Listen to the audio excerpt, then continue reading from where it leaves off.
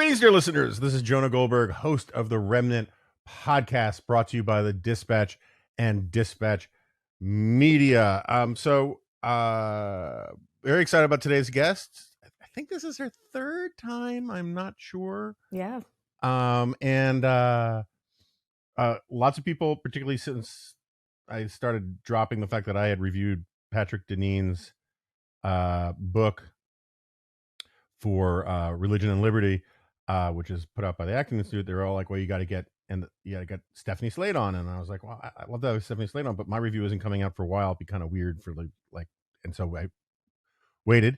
And then the other problem, as I was just discussing, is that there's going to be a lot of violent agreement on a lot of these things, but that's okay. Part of the point of the Remnant is to remnantize the eschaton with other remnant types. So you can take your complaints to the complaint department. With that, Stephanie Slade, thank you so much for being here. Thank you so much for having me back. So you are in, not that I could tell from, I can see you via video, but all I see is a hotel room. But you are, in fact, in Grand Rapids because you are also a fellow for the Acton Institute. I feel like I should also tell people that you're a senior editor at Reason. That's right. Yes. Okay. So my full-time job is at Reason, but I also have this affiliation with the Acton Institute. And one of the things that means is that I get to come out here for a week every summer and give some talks and meet some people and have some fun at Acton University. It's better than for a week in winter. That is true. Actually, Grand Rapids is a great town, I got to say. It's kind of like the amount, the DeVosses get a lot of grief, in our world, but the things they did to keep that town quaint, charming, and successful are really, really impressive. It's a story that should be told more. But anyway, so what's the theme of this? Before we get into the Deneen stuff, I'm just trying to you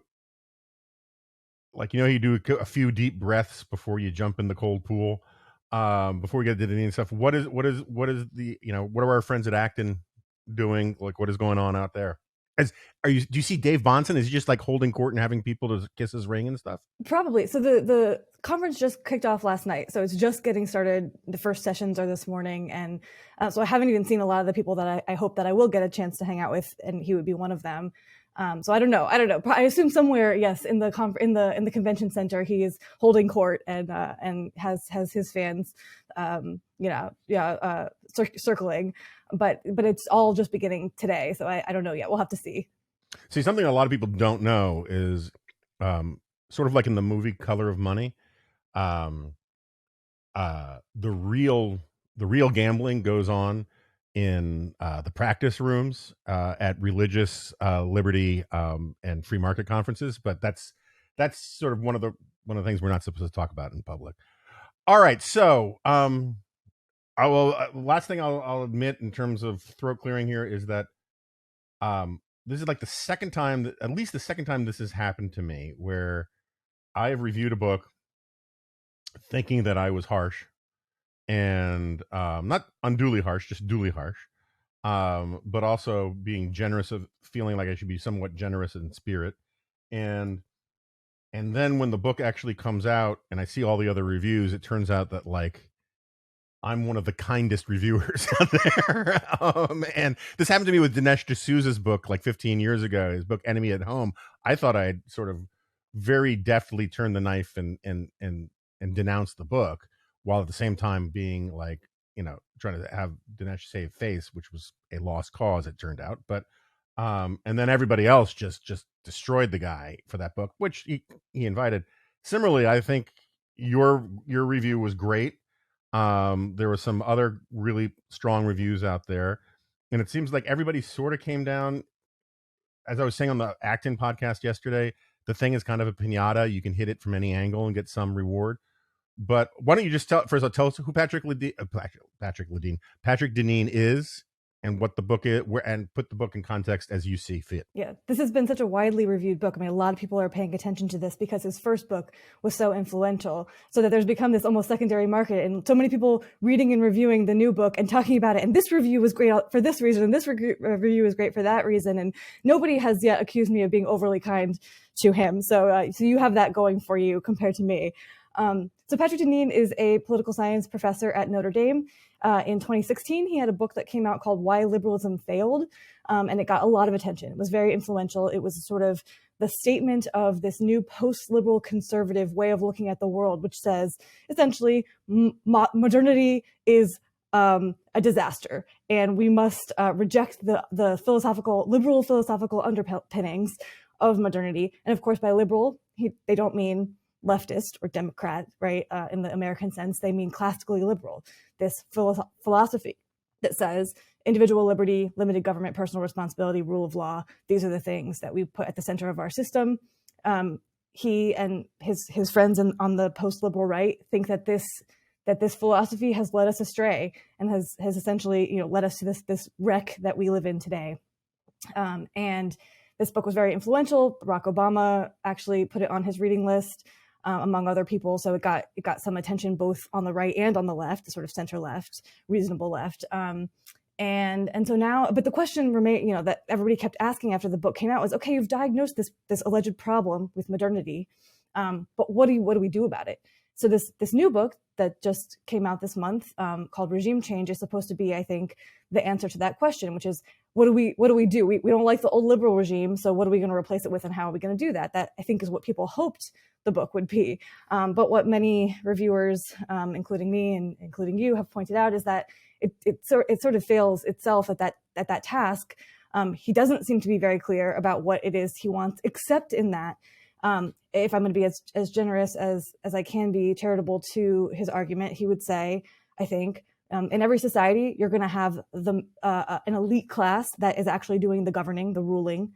And the problem with our modern society that he's identifying is that our elites are inherently deeply progressive, and our people are inherently deeply conservative. And so there's this divide between what the elites are pushing upon us and what the people really want. And so he would say what we need to do is enact somehow a peaceful but vigorous overthrow of the current elites, the progressive elites, and replace them with people who agree with Patrick Deneen. Yeah. So one correction. Why Liberalism Failed was not Patrick Deneen's first book. It's just the first book anybody heard of. I actually read, what was it, Democratic Faith a long time ago. I've actually known Deneen very peripherally for a while. Anyway, I don't need to get into that. So it seems to me, I mean, we should probably just take the claims one by one, right? So like, it seems to me like the analysis part falls apart for a bunch of reasons, but the biggest one, it seems to me, is not just that. So this is the thing that I obviously perturbs you and perturbs me, right? Which is this claim that right liberals, by which he means all conservatives and all libertarians who don't, well, all libertarians and all conservatives who don't agree with him, are right liberals, basically have the same ideological, teleological, philosophical purpose, aim, mission as left-wing progressive elites. And the idea that, like, William F. Buckley and James Burnham and Michael Novak and Father Newhouse and all of those guys, Irving Kristol, we're all hand in hand part of a popular front of a unified monolithic elite with a bunch of left-wing progressives is just incredibly stupid. I mean, I don't, it's a dumb claim, and it's unsupportable. And he makes really no attempt to support it in the chapter where he deals with the elite. He basically just focuses on the left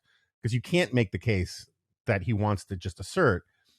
But it seems to me that, like, if you look at any society, any pluralistic society, Russia might not fit this, China might be complicated, but the idea that the elite is a monolithic block in any society, any serious advanced society, just seems to me sort of ludicrous on its face. And the idea that the many, right, he always wants to keep this dichotomy of the few, the elites, and the many, everybody else. According to this theory, that, like, white plumbers in Connecticut and tractor store managers in Georgia or Oklahoma have the exact same interests, see their interests the exact same way, regardless of their race, their creed, their religion, their region, all the rest. And that's ludicrous too. I mean, like anything, you take 5 minutes and you look at how we do politics in this country, and politicians are trying to shave slight bits off of different constituencies in different places. How do we get 5% more suburban women outside of Detroit or whatever? If the world could be, if America could be reduced to 4 quadrants on a chart, it would put all of the pundits and political scientists and political consultants out of business, but it just can't be. Yeah, I in my review, I make what I admit to be a pretty bold claim, which is that every single one of the major claims in his book actually falls apart immediately when you start to scrutinize it. And so one of the claims that he makes that I didn't even you touch upon in your review and have done good work in your own books on that I just skipped over entirely was this idea that liberalism has failed and that we are living amid some sort of postmodern wreckage where everybody is miserable, and this is completely insane. It's an empirical claim. I skipped right over that and went straight to a second big claim of his, which is this idea that you just mentioned, which is that, like, quote unquote right liberals, which would be us, and left liberals, meaning the progressives, the progressive left, are identical, and he uses the word identical and quote monolithic, that there's no difference between us. This is absurd, and again, he does nothing to actually establish this. He spends a lot of time lamenting or critiquing this progressive elite that he claims includes us, but that the description has absolutely nothing to do with libertarians or classically liberal conservatives. So he talks about how they hold the power of the cultural institutions, academia and the mainstream media and Hollywood and so on. And they're ramming down our throats their woke agenda through woke capital. This of course, has nothing to do with what's happening on the right. This is entirely a left-wing phenomenon, but he wants to somehow assert that we are responsible for it as well. And the way he does this, again, is just by asserting that classical liberalism necessarily includes the logic that leads to left progressive illiberalism, which is an insane thing to claim, and he doesn't support that. But that is the thing that he seems to believe, is that we are responsible because the classically liberal idea that says, again, limited government and individual liberty, and people should be able to live their lives, decide how to live their lives and pursue the good to the greatest extent practicable on their own, that this somehow produces this illiberal, woke, left progressive regime that is, in fact, this is the thing that he was right about in his first book, that is, in fact, in many ways ascended and holds a lot of power in our cultural institutions. But the idea that liberalism, classical liberalism, that these ideas, that this philosophy, and that people on the right of center who continue to believe that is part of our cultural heritage are responsible for this illiberal turn on the left, that's where the argument just immediately breaks down. It's so obvious. Another of his big claims is, again, how bad are things really?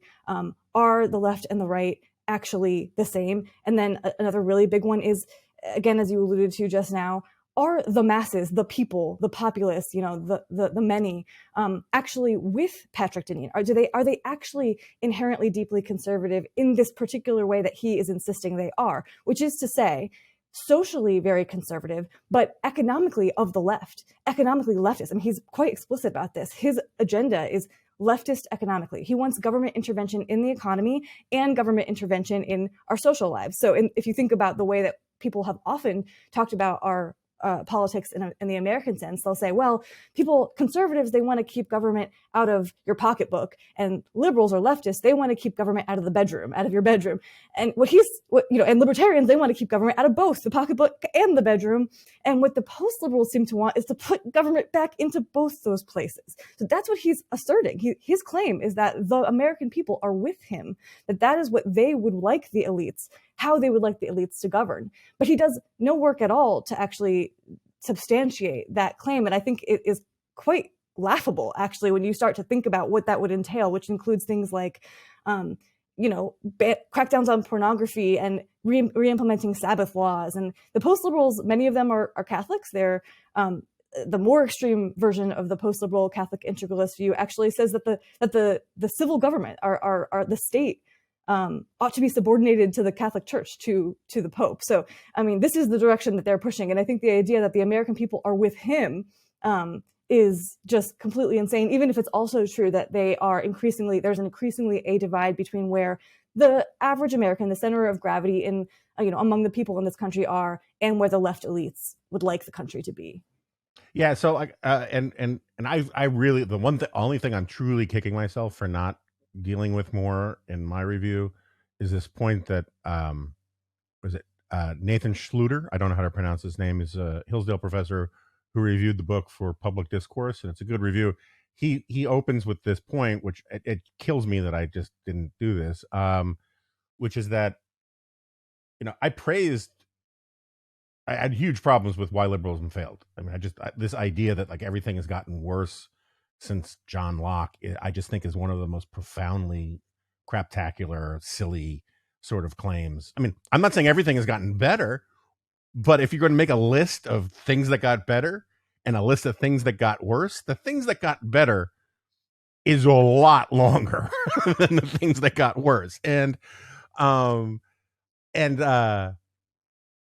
But the thing I praised in trying to find common ground with Patrick, I did a panel or two with him, back then, was that his solution in why liberalism failed is wholly acceptable to me, right? I mean, like, I know you're a libertarian, you will turn into a pillar of salt if you don't cast shade on anti-pornography laws and the like, but like, my point forever has been federalism, right? And I understand that the internet makes all of that a lot harder, and I've conceded that, and it breaks my heart, but that's what happens. It's progress for you. But the best thing about Deneen's book, which was, again, the first book, Why Liberalism Failed, was that he said, look, the solutions aren't going to be a one-size-fits-all thing from above. We're going to have the kind of sympathetic imagination to let a lot of the different communities figure out how to live righteous lives and blah, blah, blah, blah, blah. And I'm totally down with that. In theory, if you could come up with a system that allowed for the banning of pornography in a specific state or a specific town, the reimposition of Sabbath laws, all that kind of stuff, I got no problem with it, right? And as long as people have the right to exit, and you do it on a local basis, so you're guaranteed to have large majorities of people support it. But then anyway, as this Schluter piece in Public Discourse points out, Deneen caved to pressure from Adrian Vermeule and decided that defending federalism was unacceptable, and that a true integralist program must have a one-size-fits-all policy from above, if at minimum from the U.S. government, if not from the Pope in Rome. And like, that's such crazy talk. That's such an intellectual and moral surrender in my eyes. And I don't know the full story about, I'll give him the benefit of the doubt and say it was a sincere change of heart, but like, to be browbeat by Adrian Vermeule into accepting sort of cradle to grave ultramontane social conservatism and statism seems like a pretty steep price to pay. Yeah, so this is very inside baseball, but after Why Liberalism Failed came out, Adrian Vermeule wrote a long review of it in which he said what is a great book could have been a masterpiece if he had sort of had the courage to follow these ideas to their logical conclusion, which is to say, he faulted Deneen for saying liberalism has failed, so let's retreat into our local communities and build the communities that we want to see, and try to foment a new, better way, alternative to liberalism from the ground up. And Deneen said, trying to impose some new big ideology from the top down is not the answer. And Vermeule said, oh, yes, it is. And if you actually took your own ideas seriously, you would accept it. And it seems, it certainly looks as if Deneen felt chastened by that review and continued to follow his ideas and decided that yes, the answer, in fact, to liberalizing failing is, in fact, imposing a new, what he calls common good conservatism, which is a very anodyne sounding name for what he actually wants, which I allude in my review. It ends up sounding an awful lot like some sort of fascism, late fascism, in fact. But again, putting government back into everything, both into the pocketbook and the bedroom, having leftist economics paired with sort of aggressive right-wing social policy is what he's for.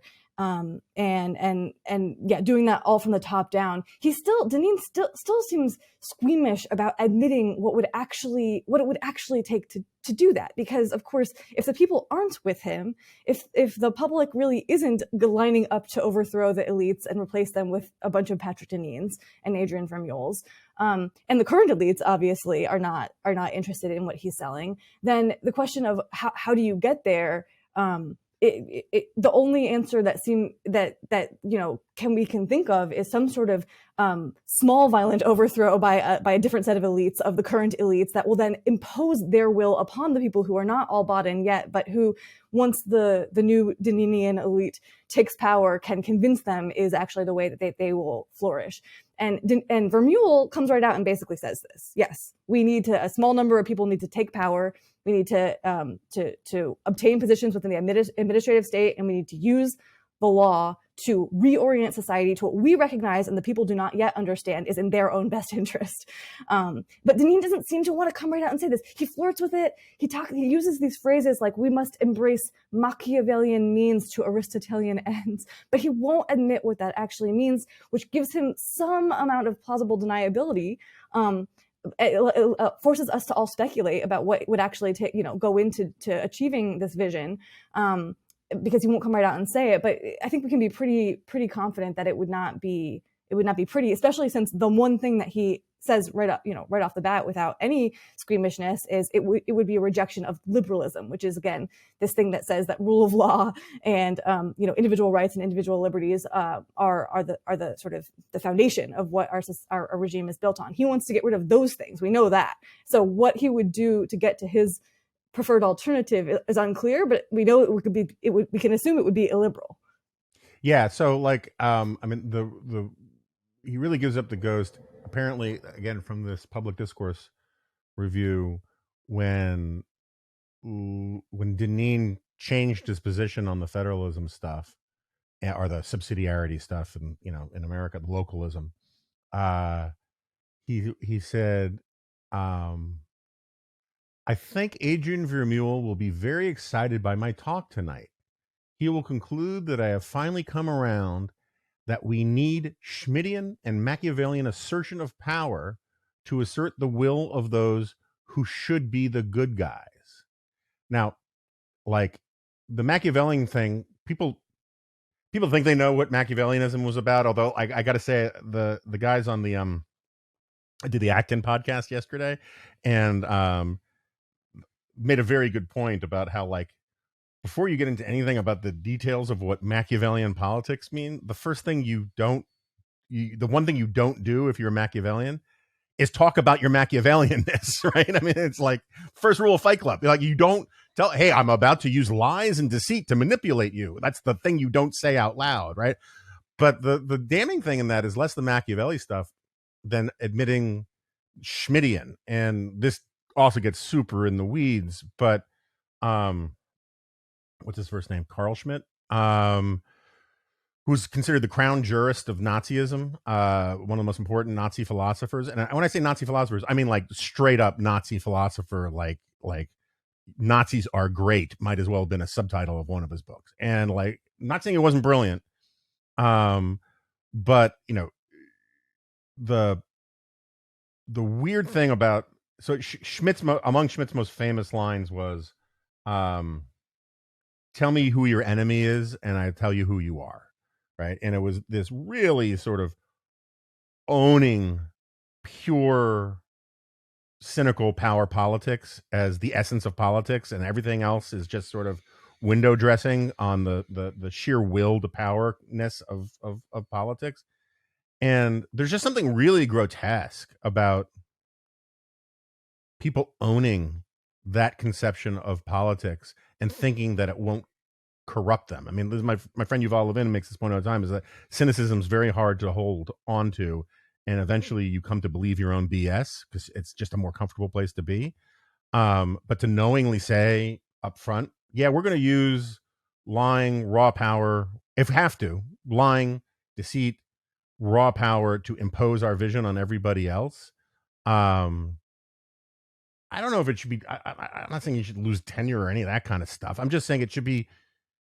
You shouldn't have to have much more of a conversation with the person because they've told us who they are. Yeah, so to pull the lens back from the Deneen book to the sort of larger phenomenon of the new right, the post-liberal right, this is the thing that that has caused me to basically stop writing about everything else and start focusing all my attention on what's going on with the conservative movement. Is this? I'm horrified and fascinated, but mostly horrified by this Schmittian turn that these factions on the right have taken, and openly so that they are name checking Carl Schmitt often. One of the things he was famous for is insisting that politics is entirely about the friend-enemy distinction. Some people are our friends, and we ought to use power to help those people, and some people are our enemies, and we ought to use power to hurt them. That is what what much of his philosophy boils down to, and it is certainly the thing in his philosophy that these folks on the new right seem to have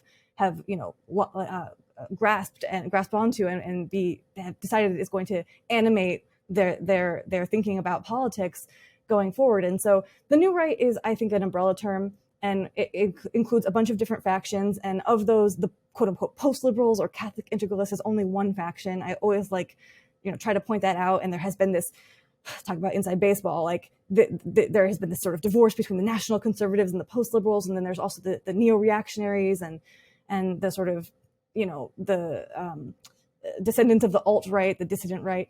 There's all these different factions, but one thing they all seem to have in common is this Schmittian view of politics. Politics is a war. It is one in which all that matters is who has power. So we better make sure that our people have power and are willing to wield it against those we don't like, because we know that they would do the same to us, because that's all politics is.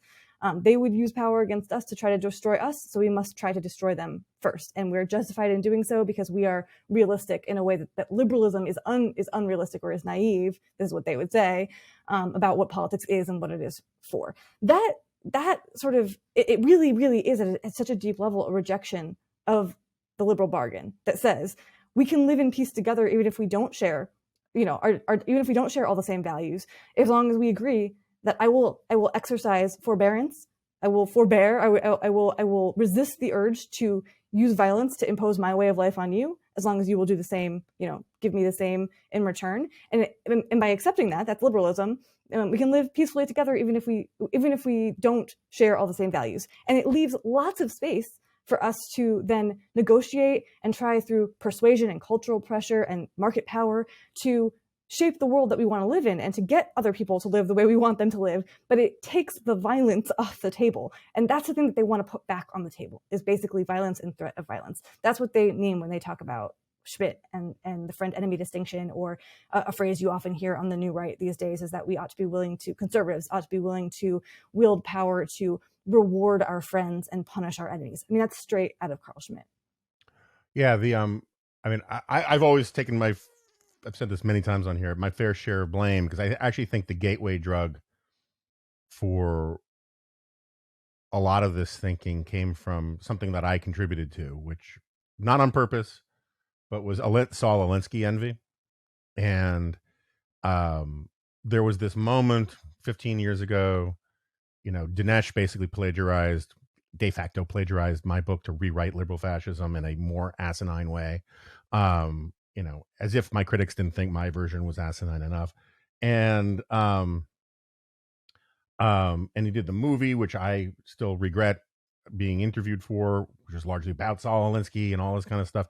And there was this thing that because of the connection, again, which I was a leader in pointing out, between Hillary Clinton and Barack Obama and Saul Alinsky, there became this fascination about once the right, certain segments of the right became convinced that the left always wins, they were like, aha, it's because of this Alinsky stuff. And you started to see people say we have to embrace Alinskyite tactics, which are basically another way of saying, maybe not Schmittian, but sort of within the context of a democracy Schmittian adjacent or Machiavellian adjacent, where you can lie, you can manipulate, you can deceive, you can distort, as long as it's for the greater good, right? Lying for justice, as the left used to say. And and the thing that bothered me about it was like, I brought up Alinsky to criticize the guy, saying this is not the way you want to do politics. This is outrageous. You know, I made a big deal, you know, about how he was like, you know, there's a blurb about how great Lucifer was, you know, in Rules for Radicals, and for a while people agreed with me, and then all of a sudden it's like, no, wait, but they always win, so we need to win, so we need to do what they do. And I think you can actually find a lot of Schmitt in liberal fascism as well. Again, I criticize him, but like, I always felt like I was one of the ones who got this stuff into the bloodstream before it started to mutate into stupidity. And but let's just stay on the liberalism thing for 2 seconds. So one of the things that, so maybe you're more von Misesian and I'm more Hayekian. I don't know the answer to that, but and maybe I just misheard some of your things. But like, part of my problem with Deneen's discussion of liberalism, and also a lot of the defenders of liberalism, is the way they make it like this coherent abstract philosophy, rather than what it is at least as much as, which is a cultural, institutional, traditional adaptation that yielded better results, right? The stuff that you're talking about, you know, the liberal deal or the liberal bargain about no violence, that wasn't some pointy-headed intellectual's idea on a piece of paper. It was this thing that they stumbled into after Europe killed each other for generations over stupid issues of conscience and religious difference. And then they're like, crap, this doesn't work anymore. And they sort of settled into this sort of rules of a ceasefire, which is what I think liberalism kind of comes out of in terms of this sort of spontaneous Hayekian process. And so I'm just kind of curious, where do you come down? Is liberalism more a series of cultural institutions, or is it a hard and fast philosophical orientation? I mean, I think it's both, and I appreciate the distinction, but I think it's unnecessary to throw away the theory, because these two things can happen in tandem. So you have evolved institutions, of course. We learn our way through trial and error to how to live more peacefully together. That's a thing that has happened in history. But then there has also been, you know, concomitant with that, people who have tried to understand, why does this way of structuring a society yield flourishing, and why does this way of structuring a society yield misery? And how can we formalize the things that lead to flourishing and you know, minimize the things that lead to misery? And so having the philosophers who try to work through that stuff and put it down on paper, I think, is really valuable. And our American tradition, of course, is one in which we didn't just inherit, you know, our way of life. We had statesmen who said, okay, we want to take all the lessons of the old world and build a system and put it into practice in the new world that will be better. And I think it largely succeeded, right? So, but they had to actually put that down on paper. They had to think through, what are we going to do in order to try to produce this flourishing and reduce this misery? And so there was theory there. There's theory and practice. They happen together, and I don't want to throw away the theory. And but one of the things that's so frustrating to me is the way so many critics of liberalism will try to reduce it to a single thinker. It is just John Locke, for example, right? And it's like, no, this is a rich tradition that has a lot more to it than just the sort of pure rationalistic way of life that some thinkers maybe, that was like one strain in the rope of liberalism. But there's a lot more to it. So I want to try to preserve both if possible. I think, and we can always critique particular strands, and say that, you know, this thinker got this right and this wrong, or this group of thinkers, liberal thinkers, you know, took the movement astray, but this other group of thinkers brought it back, or had an important and valuable counterweight to them, or whatever it is. I mean, that's the way this actually happens. This happened in history. So I'm comfortable with all of that. And I don't like the idea of saying it's only about the practice and not about the theory, although that distinction is valuable. And one of the things that we can say is that whatever you may think of the theory, in practice, it has yielded many, many wonderful positive results. And so are you really sure that you want to sacrifice all of them, throw them all away in the hopes that your envisioned ideological alternative that hasn't been tried, that hasn't emerged through practice, will be better? That's I think one of the questions that we can justifiably put to the post-liberals. Now, there is a question that they can put to us that's related to all of this that maybe we need to do a better job of thinking about and figuring out how to answer, which is that if liberalism is in many ways a bargain, one in which I like the phrase mutual forbearance is exercised, right? Both sides agree to this bargain.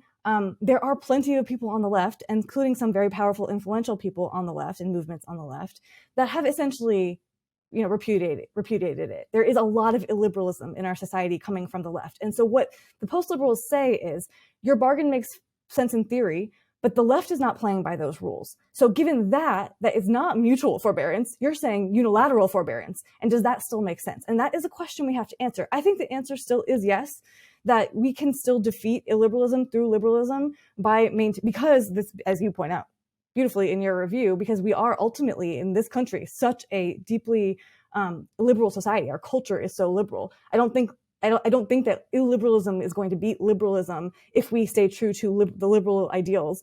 But I think that they're making a fair point, which is there are plenty of people on the left who are not playing by the rules. So why should we? And we have to have an answer to that question. No, I think that's fair. I want to start from the beginning of that, and then I'll get to that in a second. I think, look, ultimately, I was just trying to pick a fight, but I think I agree with you. We're both sort of Frank Meyer types, and Meyer said it was both, right? It's both the tradition, the lived experience of Western civilization married to the ideas that refine those experiences and point things in the correct direction. And like the way I put it, the way I reconciled this in Suicide of the West was that, one of the places that liberalism comes from, and it comes from a lot of places, but one of the places it comes from is just the friggin' weirdness of the English, right? The English had these really strange customs for Europe.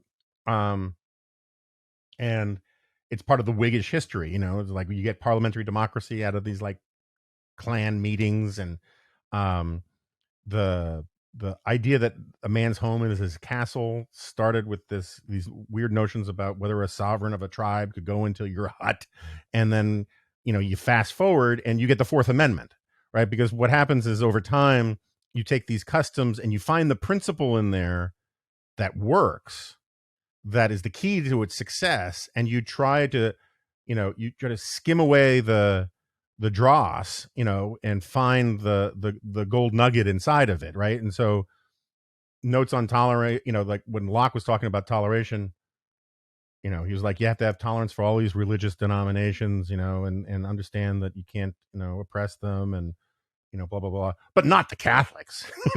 And then you get to America, and all of a sudden Jefferson's talking about not just Catholics but Jews and Hindus and pagans and whoever. It's that sort of the inherent principle that we often discover through trial and error, that then thinkers come along and say, let's polish this up and figure out what's really going on here. And so it's very difficult to disentangle them. But I think the reason why it's a really important thing to remember is the way Deneen and a lot of these guys argue is they seem to think that they can convince everybody out there, like just if they could just sort of take over the TV stations for 5 minutes and read from some planned speech, with their junta, that would convince everybody in the country that John Locke was wrong, that all of a sudden they won't be liberals anymore, right? That they won't want to live, tolerate their black or white or Muslim or gay neighbors, that they won't want to treat people with, sort of respect anymore, that they won't believe in free enterprise and all this kind of stuff. These are habits of the heart, right? That are just written into the American character. And you can't argue them away easily by coming out with a book that says, oh, you're just all enthralled to the spell of a philosopher. Most of you have no idea who he was, right? And that's the thing that drives them crazy. Since we've both critiqued Deneen and others for not actually bringing any data to bear on the argument, I think it's worth pointing out that even there's this idea that, well, conservatism used to be about free markets, for example, but that there's a realignment happening. And so now the Republican Party is the party of the working class. And so it needs to rethink its economic policy and move in this economically leftist direction. This is an argument that is implicit in Deneen's book and it's explicit in Deneen's book and implicit in a lot of what the New Right is doing. But you look at the data and it still does support this argument that you're making, which is that we are culturally, classically liberal, and that goes for even the people who voted for Donald Trump in 2020. There was this very interesting and I think helpful poll done of 2020 Trump voters. It was done by the Ethics and Public Policy Center in released in January of 2021, and it found that this idea that in fact they were rejecting globalization and free markets and these sorts of things, that was what was driving the Trump phenomenon, is really belied by the fact that most of the people who voted for Trump still believe in free markets. They still believe in international free trade, even, the vast majority, and at best on some of these issues, they're divided maybe 50-50 about whether we should, which is a change, right? Maybe it used to be 90% of conservatives were in favor of free trade, and now it's only 45% or 30% or something. But the idea that has been this rejection on the right, of these particular, commitments on when it comes to free markets and free trade, is belied by the data. And I think there's a lot of just both anecdotal and reportorial and empirical evidence that goes sort of that's just a really high barrier that the New Right would have to overcome, that they don't seem to be clear-eyed about at all. Yeah, there's also a corruption involved here in that, as you put it, so the GOP is becoming more of a working class party, which I think it is. And so therefore conservatives should stop believing the things they insisted were objectively true. And good for the working class. Right. We used to say that. They used to say that. And so it shows, one of my other obsessions on this podcast is the corruption of sort of the conservative intellectual class, where they've kind of absorbed this idea that they need to be political consultants for the GOP. And so it's perfectly fine as a matter of hack politics that if Marco Rubio says, I can get more votes by being by pandering to union workers at Amazon, that is a very old story of politics, right? That's what politicians do, is they disappoint true believers. But if you've spent your life writing about how free markets are good and they're good for working class people, if you spent your life saying that capitalism is the best and really only anti-poverty program around, and someone says, well, but then if you keep saying that the GOP won't get as many votes from people who want a greater welfare state, the correct response to that is, who gives a rat's ass, right? If you think it's true, you should say it, regardless of what the politics of it are. And if you think it's not true, you shouldn't be saying it, whether it's good politics or not. And I think that there's just an enormous amount of this on the right, which gets to this whole Schmittian Machiavellian thing of taking positions that are popular on the right and then trying to bend them into a coherent worldview and prove that you weren't, inconsistent. And I think one of the best examples, which I don't think anybody has mentioned from the Deneen book, is immigration. Because, there's this old joke about it, bringing in workers to do jobs Americans won't do, or an old line, that kind of thing. Well, for people like Deneen, they should want, maybe not just open borders, but a lot of immigration from certain parts of the world to import people who have values that Americans no longer have, right? I mean, the immigrants are more religious, they're more family oriented, they have often a different view of the role of the state. He should want to import and since he wants to be this, if you actually are sincere about this sort of one universal church kind of approach to politics, why do you care about borders anyway? Right. But he can't write that stuff because it would infuriate the people that, are going to buy the book. This actually is, interestingly, another wedge, sort of remaining wedge between Deneen and Vermeule, where Vermeule will come right out and say, I want Our Lady of Guadalupe to be, he wants to unite the entire North American continent, under the authority of the Catholic Church, right? He wants to bring as many people who are, especially Catholics, to our country as possible in order to change the culture in the direction he thinks it should change. And Deneen, again, although many of his explicit commitments might point toward him agreeing with that, doesn't say that in the book. In fact, he bashes left and right liberals for being so pro-immigration, because he says that what it does is empower the the manager class and the ownership class, right? It's quite Marxian, actually, the analysis, that, you liberals want to bring lots of poor people here in order to enrich make the rich richer. So Deneen does not follow Vermeule on that, at least in this book. And I wouldn't be surprised if he ended up there eventually, but this is one of those issues that actually is, immigration specifically is an issue that is dividing the new right from within itself. You see this this week, there has been a lot of bickering on Twitter among new right people about whether Deneen is or is not a good emblem of post-liberal or new right thinking, because he is in some ways not willing to go full race realist the way some on the new right would like him to. All right, so I didn't realize that about Vermeule. That's good to know. I don't follow this stuff as granularly as you do, in part because I just find it so depressing, and in part because and this is the question I have for you, is I struggle with this, is how seriously should I take it, right? Because on the one hand, I think people get misled. I think that these guys think they are a much bigger movement than they are. I think that you could do a poll or focus group of even the most, I don't know how you would define it, but the most politically engaged people in the country, right? And the number of them who would recognize, Deneen's name, Sohrab name, Adrian Vermeule's name, never mind the ideas they're associated with, it would be minuscule. Now, that applies to me too, but I'm not the one saying my podcast is called The Remnant. I'm not claiming to lead some mass movement that is going to swamp the halls of power and take over every institution in the country. They are. And as far as I can tell, I kind of, I don't like quoting Stalin, but you kind of feel like, how many troops does the Pope have kind of thing about this?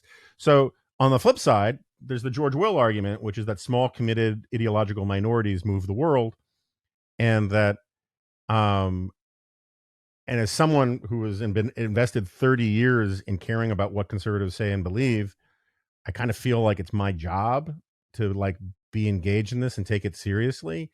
Even though I struggle with sometimes of getting attention from me sometimes is a big gift to some of these jackwads.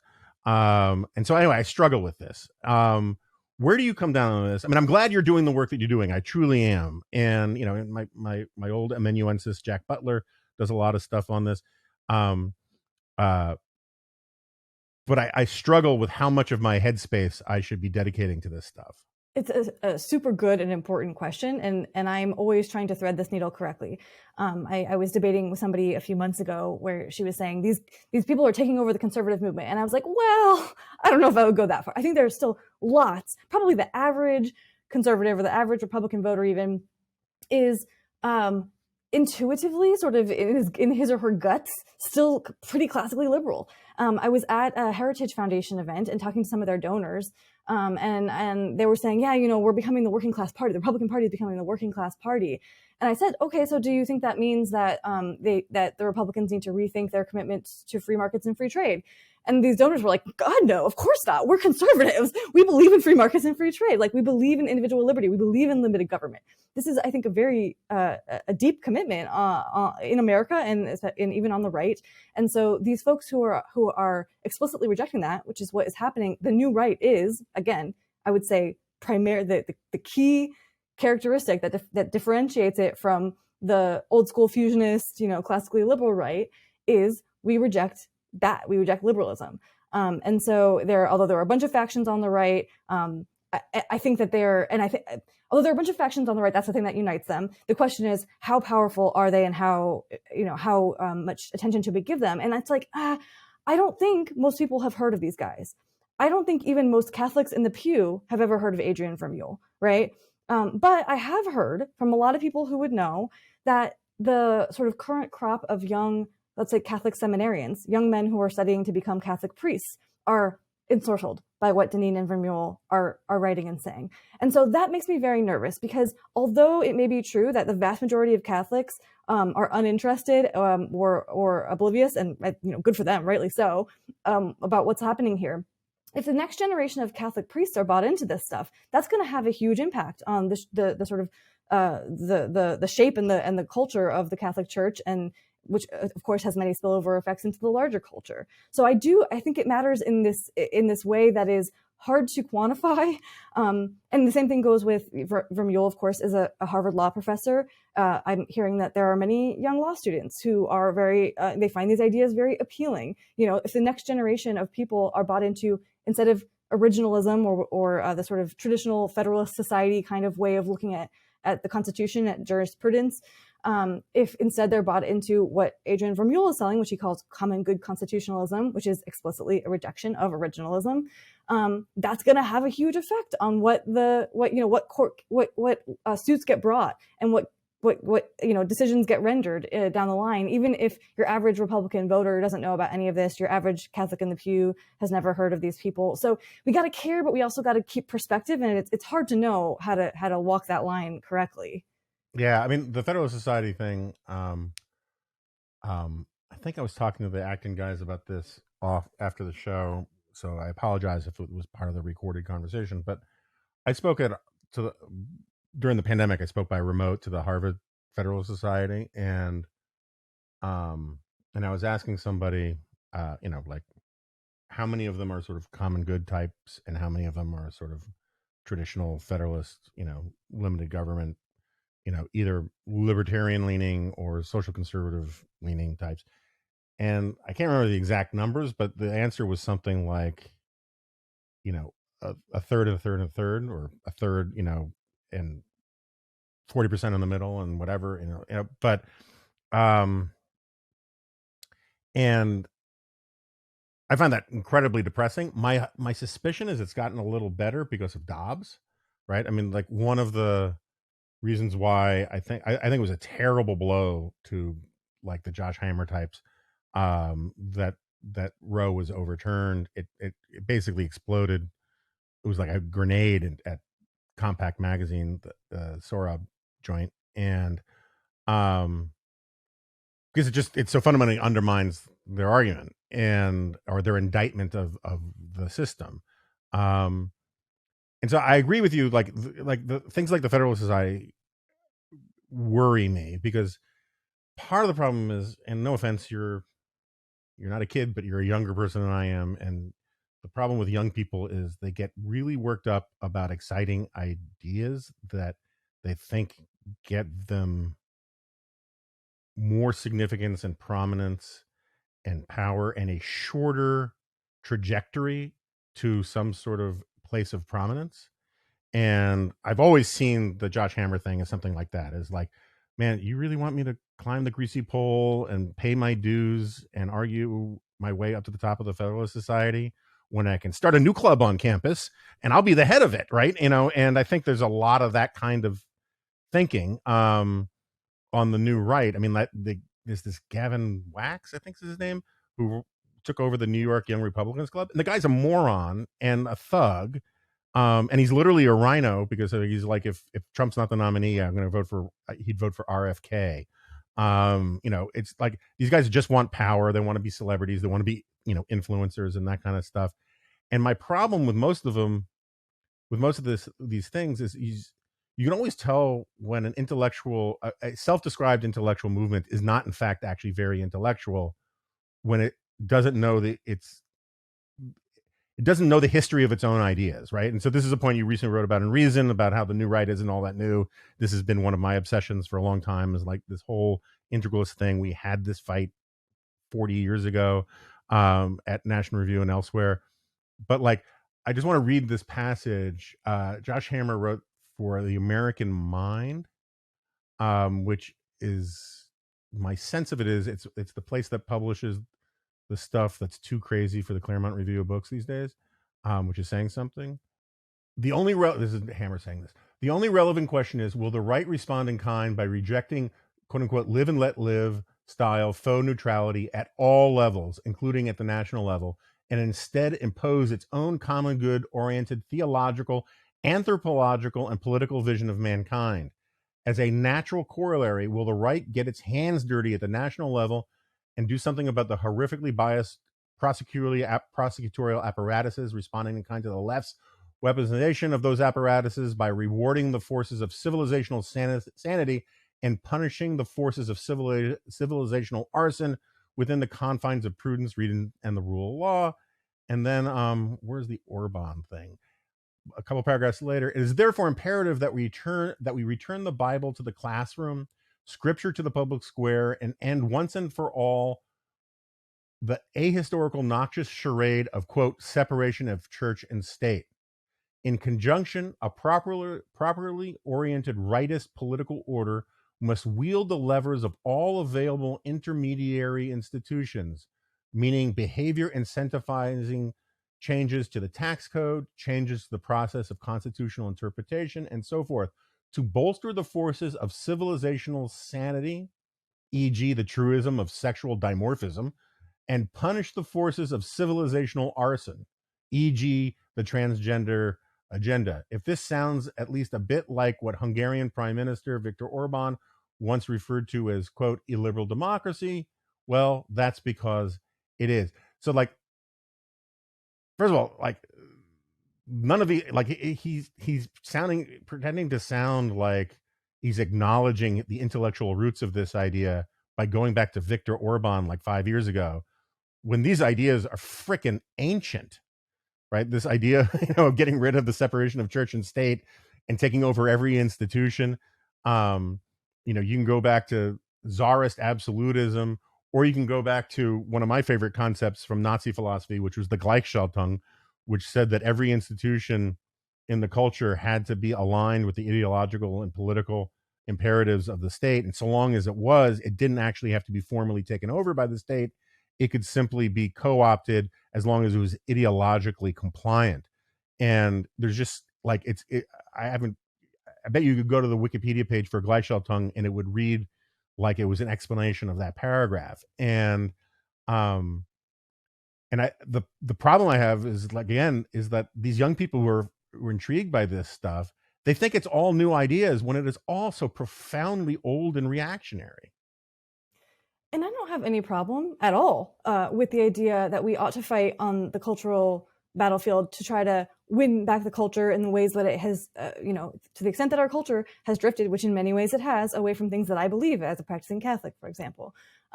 We ought to try to remedy that. The question is, do we use the coercive power of the state, right? Do we threaten people with jail time and fines if they don't go along with us? Or do we limit ourselves to the non-governmental sphere of society, the sort of social institutions and civil society institutions through persuasion, through social pressure, through market forces, so on and so forth? Do we try to start our own institutions, cultural institutions that will outcompete those on the left? Do we try to take them over in some way without resorting to, co-opting the government and having it do it for us?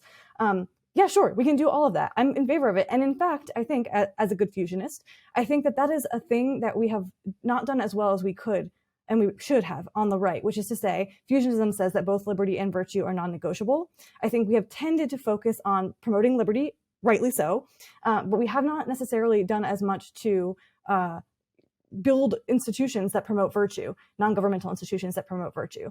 We haven't focused on that as conservatives as much as we could and should. And probably this is coming straight out of Yuval Levin, your friend, and somebody I admire very much. We need to redouble our attention, our focus on institution building and on cultural change. The only disagreement I have really is, can you use the threat of coercion to do it? And right. And so I don't think it's okay for somebody to go up to me and put a gun to my head and tell me that I must do what they like and live the way they like.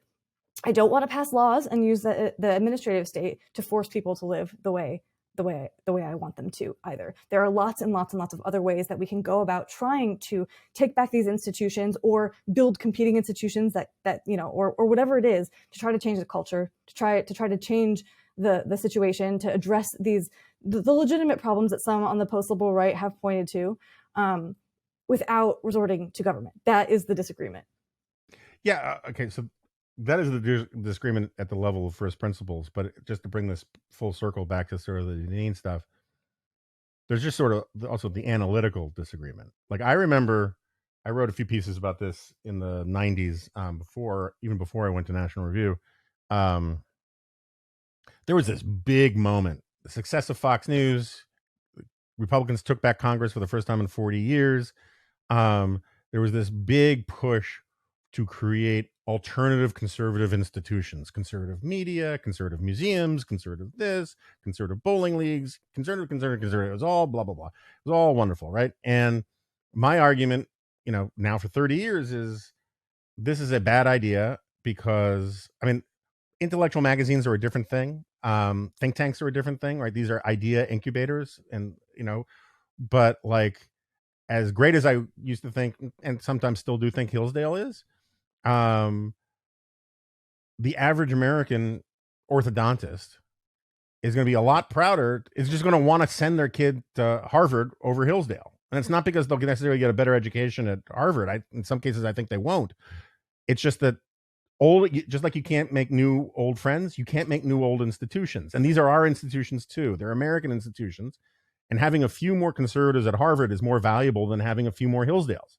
But it's not an either or proposition. My point is that we can explore all of these avenues for trying to change the culture, short of. Oh, no, I agree with that. My point is, I'm just building up to my point is, I agree with that entirely. My point is that I remember during this moment, at some point, Irving Kristol was asked at a AEI Brown Bag talk. He was asked, "What do you make of this idea of creating new conservative institutions?" And Irving, in classic function, took a drag on his cigarette and said, "Who are you going to get to staff them? Because even at Fox News today, you go one or two levels down, it's a largely liberal, bunch of people there." This idea that this Hammer thing, right, or the Deneen thing, that you were going to like the caddies on Caddy Day at the Bushwood Country Club come storming in to every institution and take over every institution, every mediating institution in the country, that you're going to bend Hollywood and the recording industry and the fashion industry and higher education. You're going to bend all of these things to your will and get them right with Jesus on your post-liberal integralist thing. It's like, who and what army? That's just like literally, like it is purely LARPing fantasy talk that these guys have anything like the troops, the cultural power, the persuasiveness, or just the raw numbers to do 1/10 to 100th of what they're talking about is imperative that we do right away. And that's the part that offends me about having to pay such close attention to it, is because they're seducing all of these gullible, young, sometimes very smart kids into joining a mass movement that's a micro movement. Right. No, that's absolutely fair. But here's an example. Just this morning at Acton, I was having breakfast with some people who are here specifically from the classical schools movement. This is a phenomenon. There are tons and tons of new classical schools, charter schools, Catholic schools, classical schools being founded all over the country. Often the woman I was speaking to this morning was a former homeschooler whose kids are now out of the house. And she said, okay, what's next? I'm going to start a school, right? I've learned from homeschooling my kids what works and what doesn't work. I've plugged into this network, among other things, through Acton.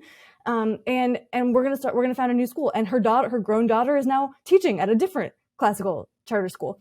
There is a way, and this was not on the map at all 10 years ago, right? It just wasn't. So there are ways to do institution building that can make a difference. I think there's a lot of promise here, and I don't know what the next one will be. And fortunately, it's not up to me to have to predict that. But the point is, we empower people, right? And we send them out there, and we say, look for ways to make this problem better, short of coercion. And you never know what you're going to get, and that's exciting, and that's great. And I think there's a lot of potential. There's a lot of things that are probably coming, that can be coming, that would be potentially crowded out if we think that the only answer is to seize the reins of the state and to use it to force people to live the way we want to live, and B, that could be actually undermined by empowering a big state, right? So because it's not always going to be us who's in charge of that big state, as we have seen, and these experiments such as the classical school movement, can be they're fragile in the beginning, right? And so a state that swoops in and says, no, you can't do that, can make or break them. So this is the argument from our perspective, from the Federalist and the sort of more conservative perspective and the traditionalist perspective. For limited government, at least one of the arguments is we want to keep the government out of the way so that we can do these amazing other things, and we do not want to empower the state that is then powerful enough to be used to crush us. That I agree with entirely. I warned in advance that there would be violent agreement, and I stayed true to my warning. So, Stephanie Slade, thank you so much for joining us, and hope to have you back. Thank you so much for having me.